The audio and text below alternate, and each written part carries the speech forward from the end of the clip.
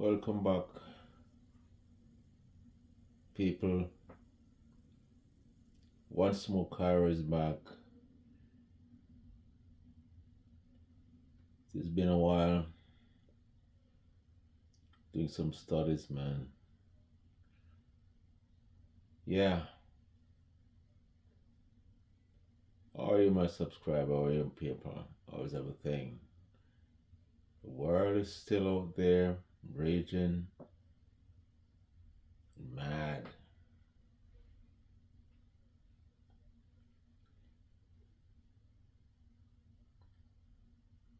There's so many things that has been taking place over the past weeks, probably months, and it's not getting it's not getting better. It's getting worse every day. It's a fulfillment of word of Christ. So we should not be surprised. We should not be disheartened. When we read the word of God educates us, it tells us that that's what we're seeing today, the things that we're seeing today. The heart of man is desperately wicked, brutal, vicious, vile, but there's a God that we can we can talk to, we can confide in and we can have a relationship with. Very important for anyone to have a living, true God that we can have a vital, living relationship with a God that talks, a God that does things, sovereign of all things, rules over all things. That's the God in whom we serve.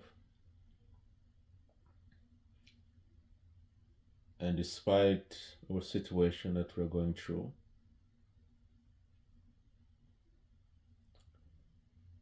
He's there and we can talk to Him and He can relate to us. He wants us to talk to Him. So come, let us reason together. You know, He's a rational God and give us a capacity of rationality. We can think, we can contemplate, we can reflect, and we can talk to Him. And our primary way of talking to God is through prayer. And we ought to be frequent prayers, you know, um, talk to Him regularly. And this is how we build a relationship with God. Worship is extramural. It's beyond the four walls of the church. Worships ought to be, it's our lifestyle. It's in everything that we do. We worship our God in our language, in our behavior, in our thought. Everything that we do, we worship God. Don't limit worship to only church. And when we go into the building the cultures, then we think by singing and shouting and go through all those rites and rituals and so on. We said we're worshiping God. No, we're supposed to worship God in everything we do. Outside of the church, inside of the church, wherever we go, we're supposed to be worshiping God and doing all the things that will honor the name of God. Our God is a holy God, our God is a righteous God. So anything that we do must always bring honor to His name, not disgrace. We don't live to malign the very God in whom we worship, the very God in whom we confide in, and dedicate whole life, devote whole life to. It's an incredible walk. It's the greatest thing ever, greatest opportunity ever given to mankind to have a living relationship with the true and living God. And this God is coming back one day.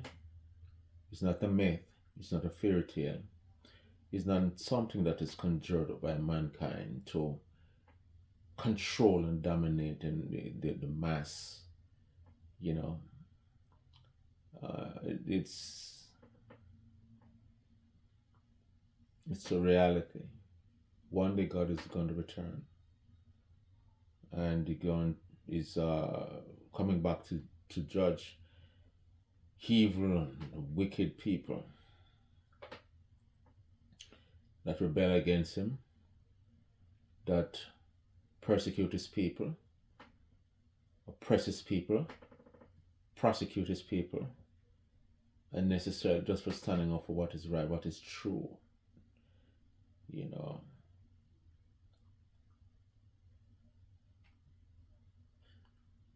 But many don't see that way.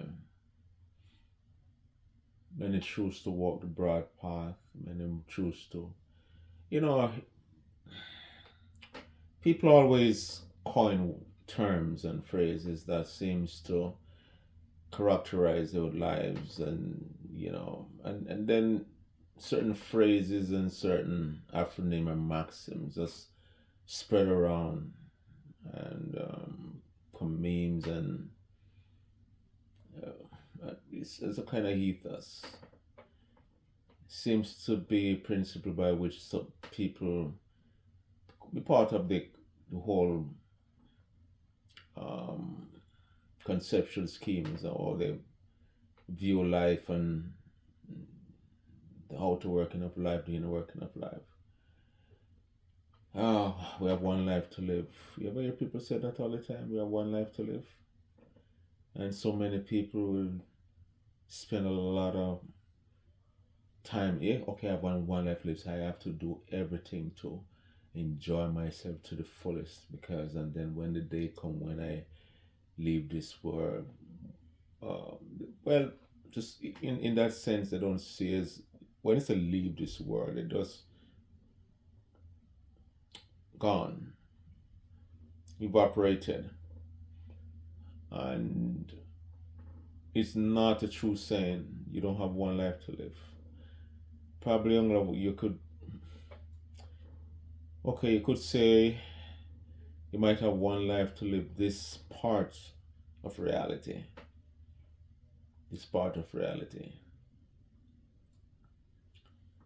And put it in perspective on a Christian basis.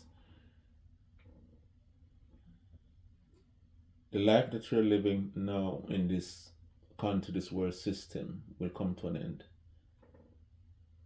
And then after our physical life, when this body dies, we have a next life to live, whether in eternal damnation or in heaven in the presence of our holy God. Then when all things is recreated, then we'll come back into this very universe and live again. You see, when you have biblical perspective, you look at things totally different. The biblical revelation help straighten out our misconception, false assumptions, and help us to have a correct view of things, of reality, of life. That's what God word. Remember, all truth is in Jesus Christ. In Him, treasure of wisdom and knowledge. And there's no truth apart from God.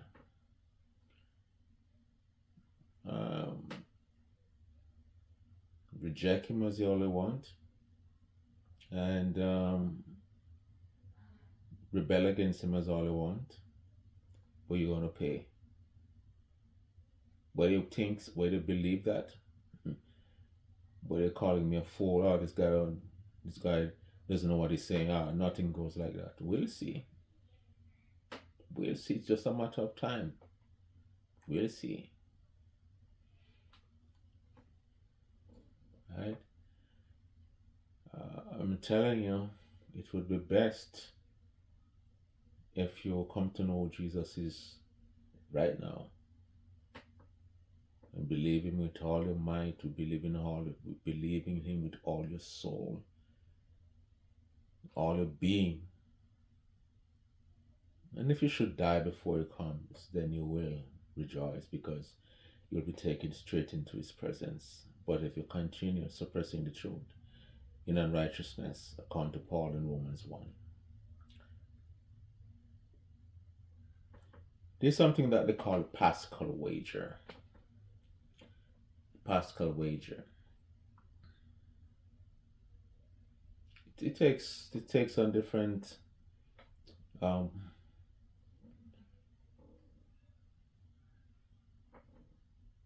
way of how people express it, but it basically this. Suppose in this life you say there's no God.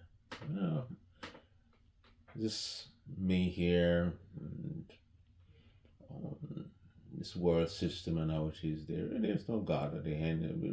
Everything just evaporated.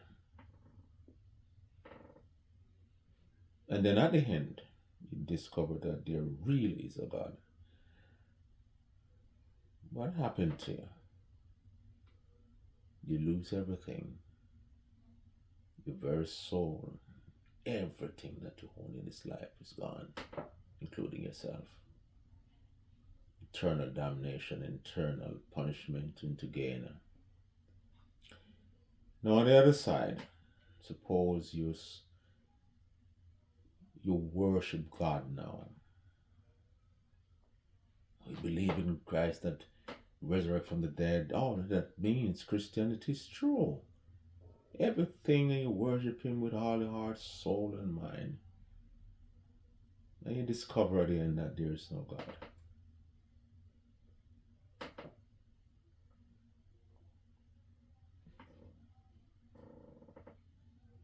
Why do you lose anything?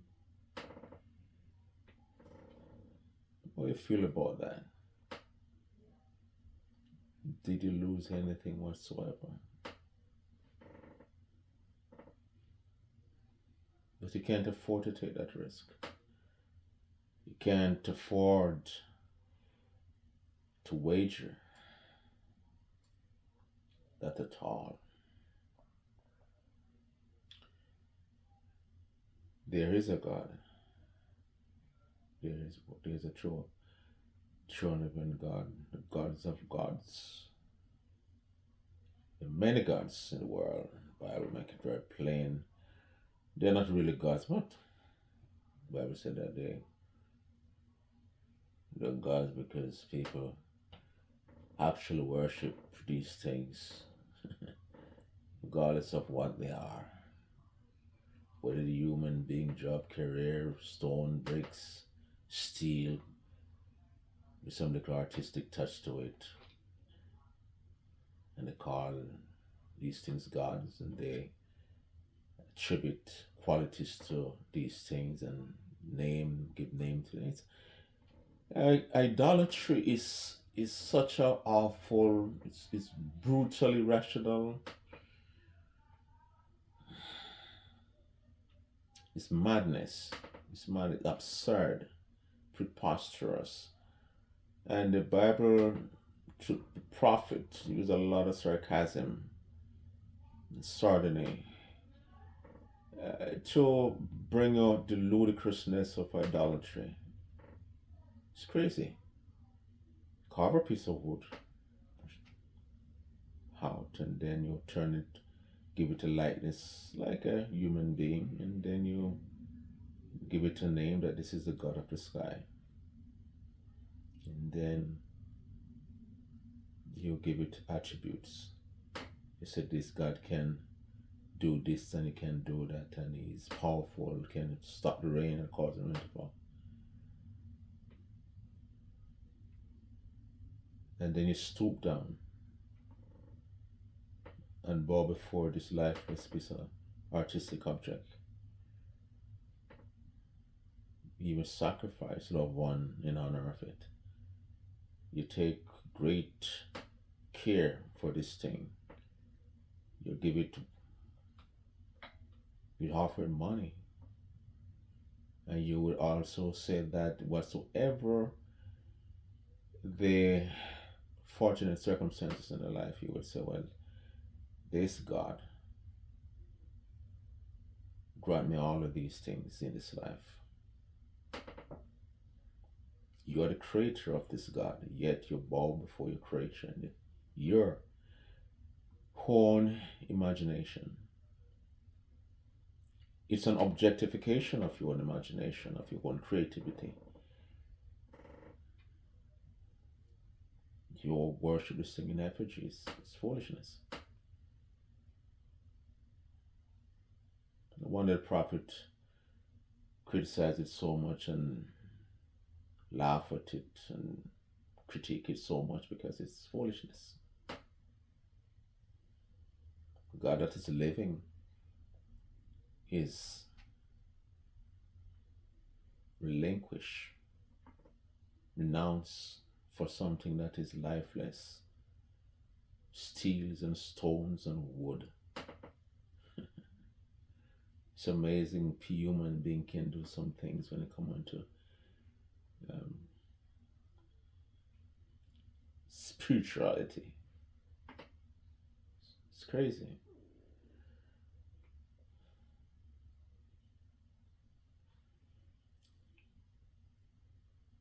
I was listening to some other stuff on YouTube there.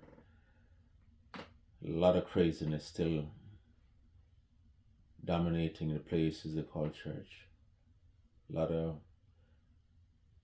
demons wearing clowns costume and clowning around and aping around.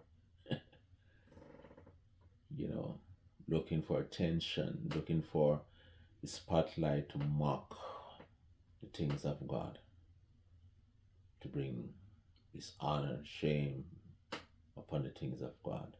But no man can mock God. No man. And mock the things of God, you shall certainly pay one day. I saw this thing on YouTube where it said John MacArthur said that mental illness, there's no such thing as mental illness. I agree. Others there, people disagree, but I agree. There's no such thing, of course. It's all made up, and if you should do research and you find out the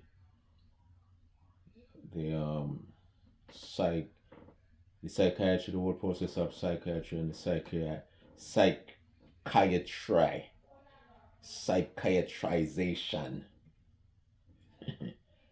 psychiatrizing of people.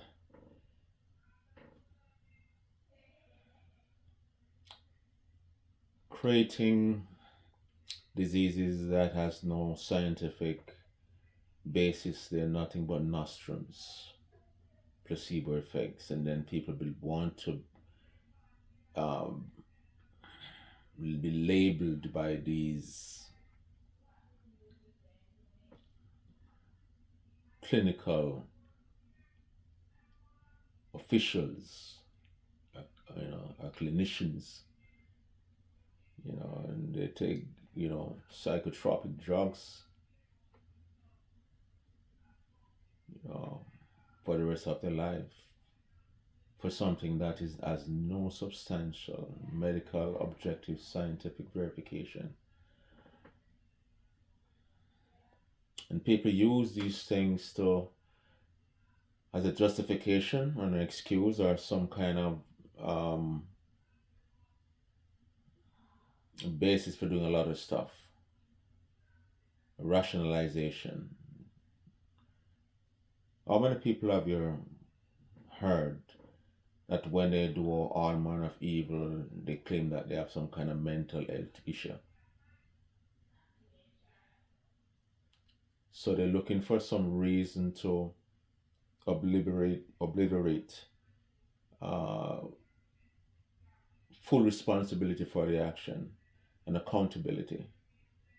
I'm not responsible because it's my for my mental condition. I'm not responsible. I'm no longer volitional in what I do. No longer, I make no decision. It just happened. I just think that way. And I'll always make this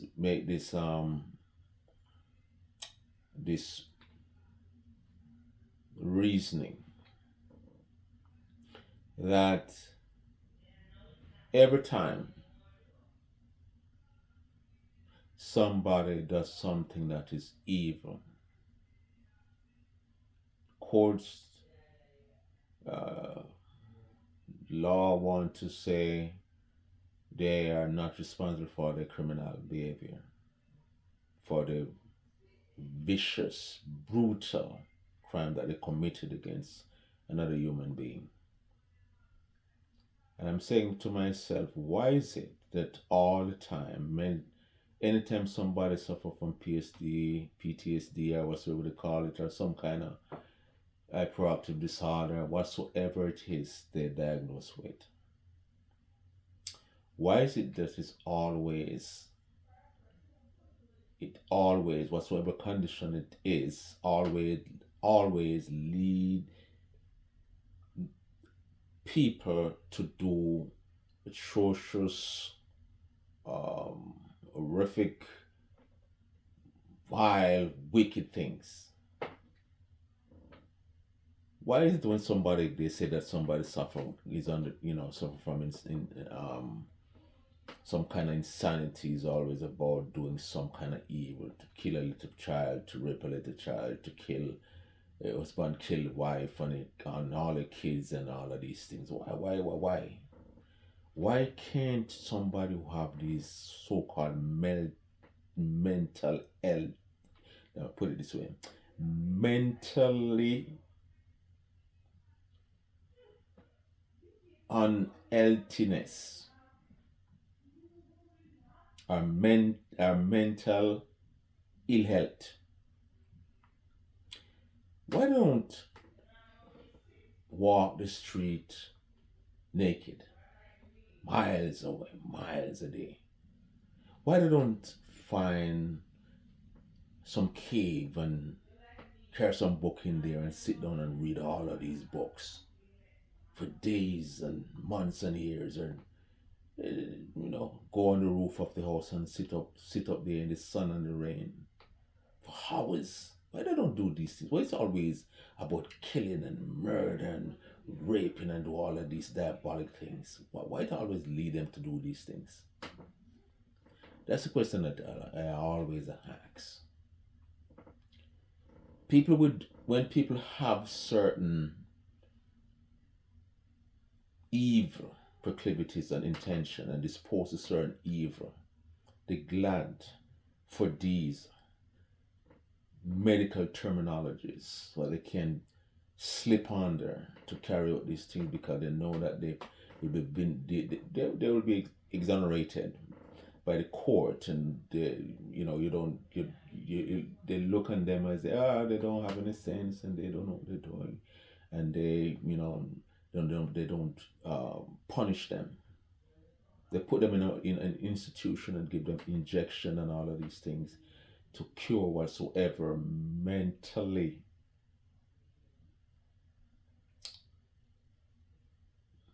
unhealthiness they're suffering from.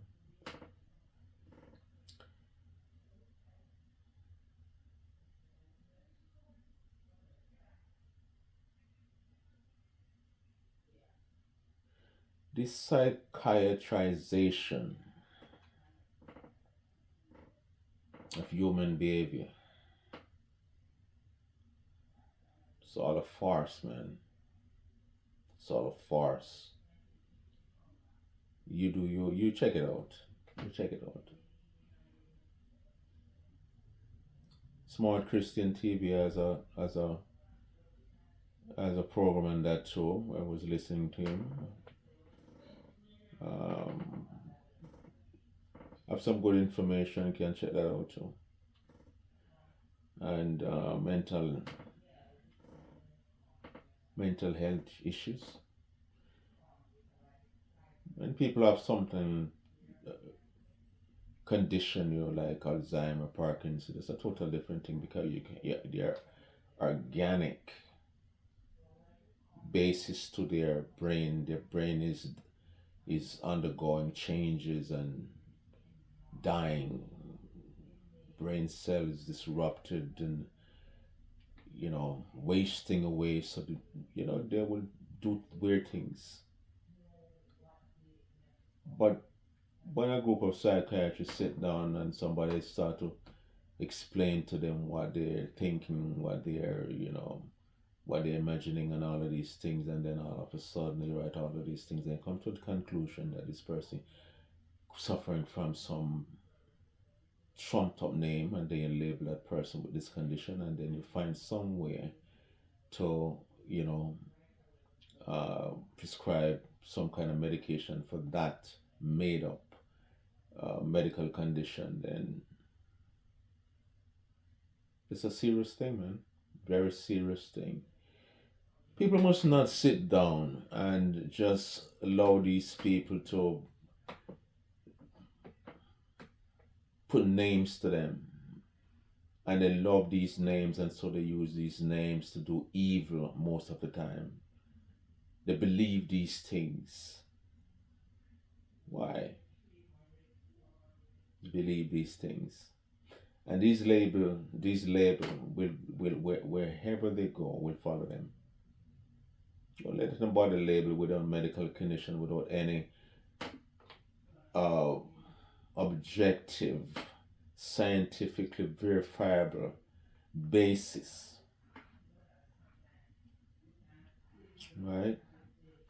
It's this psychiatrization of people is not like other medical discipline where you can, if a person have some kind of um, disease of a body organ, they have objective basis for that, and they know what drugs can treat it, and know what drugs can cure it. It's totally unlike that. So I would agree with John MacArthur. People must take responsibility and stop hide behind these different names to do much, carry out a lot of atrocity against other human beings. People do it all the time.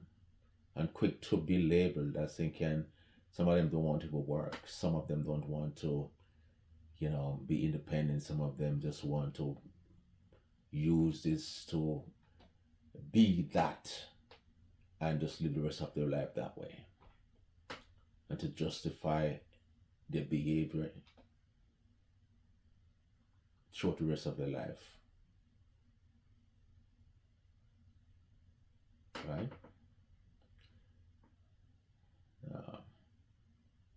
Don't enslave yourself to those kind of stuff. What we think, we must learn to be strong mentally. It's a learning process, and we think through things, or we assess things, ascertain certain things, it's all of our mental discipline and practice, or cope with and deal with life tragedies and changes and ebbs and flows and pain and discomfort. It's always up how we deal with these things. But we'd rather place ourselves into some kind of surrealistic realm and hide in the dark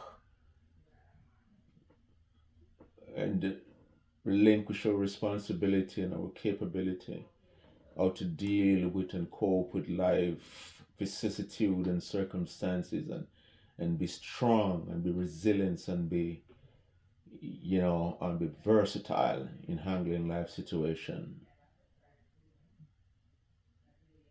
You're hiding in your head with the help of drugs. I don't believe in such thing, man. I don't believe in such thing at all.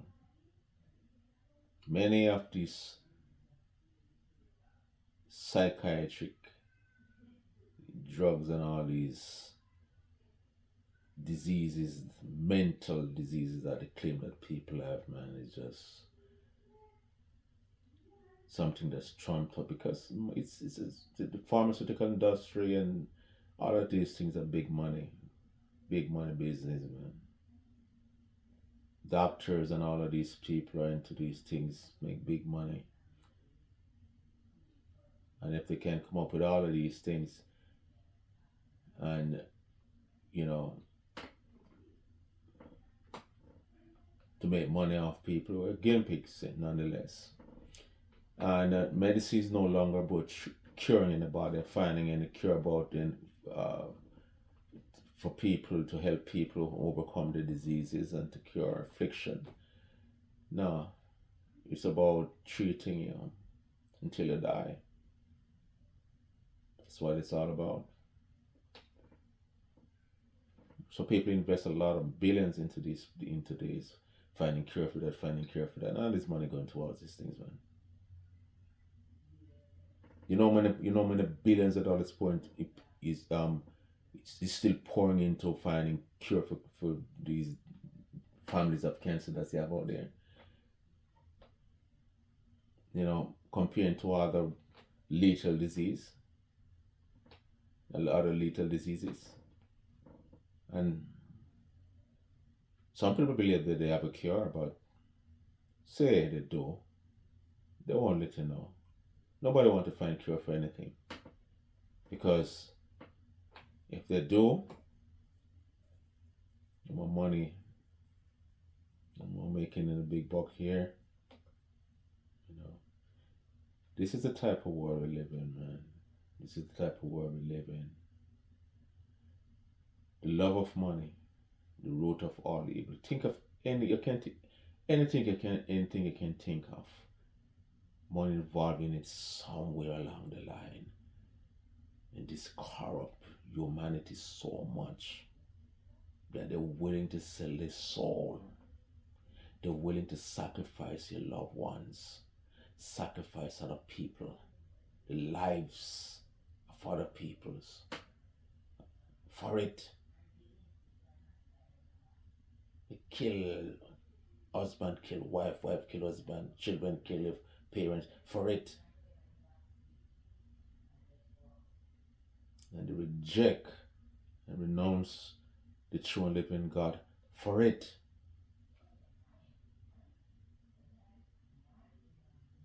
And at the end, what does it profit you? Why does it profit a man to gain the whole world and lose his soul? All of these people that are doing all of these things just for the sake of money, exploiting the sickness of people, creating false diseases to make money. They will pay. They are going to pay. Human life doesn't mean much into the medical community. It doesn't mean much. Just a guinea pig